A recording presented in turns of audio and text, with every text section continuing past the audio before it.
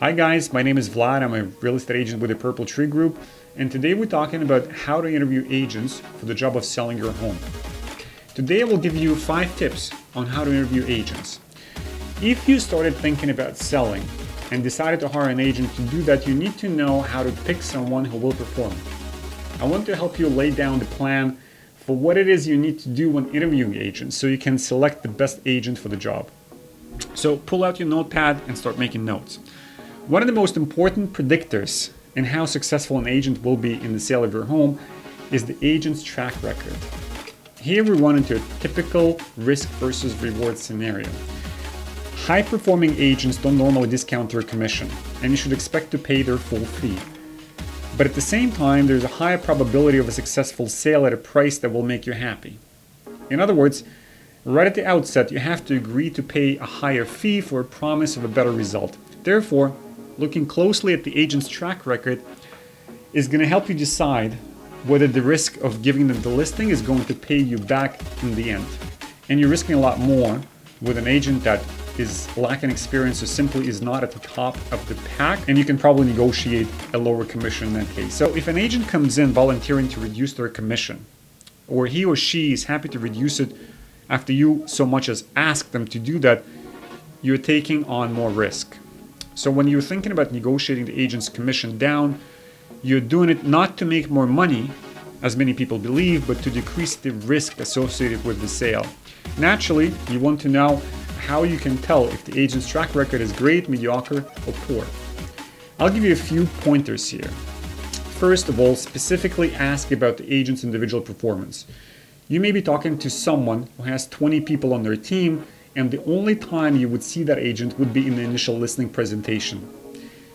They will assign a junior guy or girl that will handle the sale after the meeting, and chances are that this agent will rank much lower in performance than the one that you're talking to now. Find out who you're going to be working with once you sign the paperwork to get their performance numbers. If they promise that it's going to be them all along, good. Keep them accountable to that.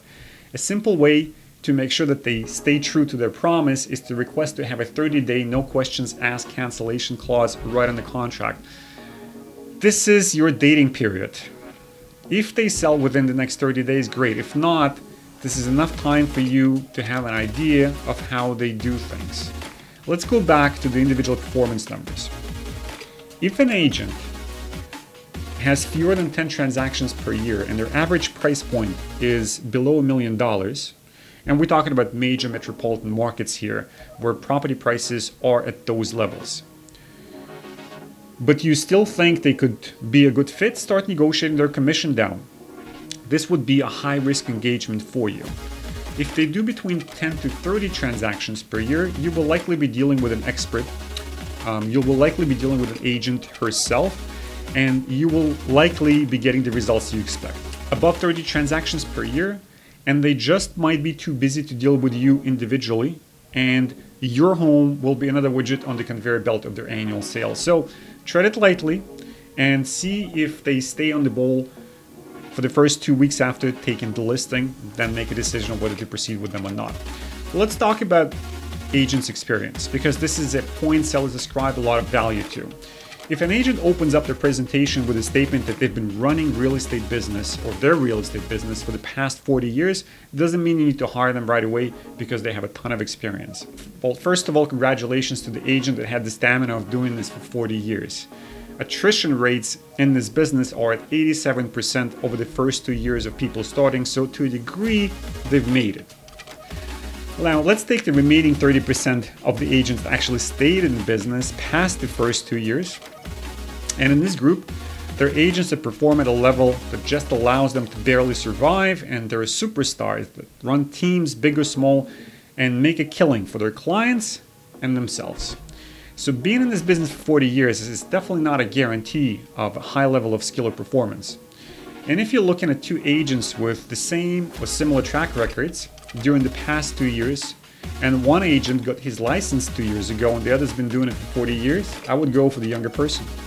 He's a lot more successful in my books, achieving the same level of results as a 40-year veteran. Local expertise is another big point that's very high up on the list for many sellers. The thinking here is like this. If she's been working a specific geographic area for years and I consistently see a lot of her signs in the neighborhood, it must be a good indicator for ability to sell my home. Yes and no. Let me give you a couple of arguments. If you live in a rural area or a small town with low population density, yes, a local agent would be a very good idea. So instead of saying I only want to work with a local agent, which could mean any number of things. Maybe my agent lives on the same block as me, or maybe it only takes my agent 45 minutes to get to where I live. To, I only want to work with agents from my real estate board. Simple enough.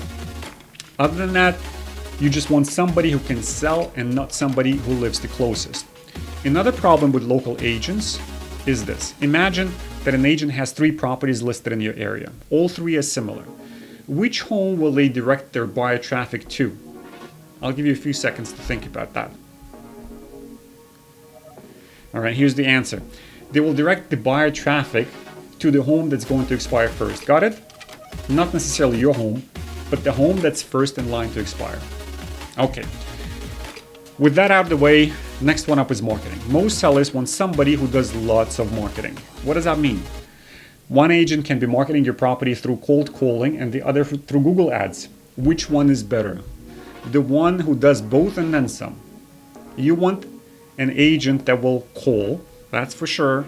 That's the foundation, simply talking to people, but you also want somebody who has great online presence, somebody who has a decent Instagram, YouTube, or Facebook following, and someone who has a large database of buyers standing at the ready. This way, once you give them your listing, hundreds or thousands of buyers will know that it's up for sale, and you will see, or they will see your home in all its beauty through the agent's social media posts, database mailouts, and simple phone conversations. Look closely at how they presented properties that they've already sold, and this way you will know how they will be promoting your house as well. In other words, if the agent's online presence doesn't impress you, consider skipping to the next one. And the last one is a referral agent or a family member that some sellers decide to use. The only difference between a family member, a referred agent, or somebody you picked up on the internet is the level of trust you have with them from the get-go. In many cases, you know nothing about their ability to deliver the results you need. We would suggest that you apply the same criteria to your sister, if she's an agent, or to a referral from your mom as you would to somebody who you don't know at all. See how they score in the areas of their track record and their marketing savvy, and if they pass that test, you're good to go. You already trust them after all. But if they're not experts in marketing and delivering the highest level of value to their clients, look for alternatives, or you might be in for an unpleasant conversation at your next Thanksgiving family dinner. Well, that's about it. Thank you for sticking with me. Hit the like button if you like the content, consider subscribing, and hit the notification bell so you guys don't miss any new releases that are coming out every week. And I'm looking forward to speaking with you again next week.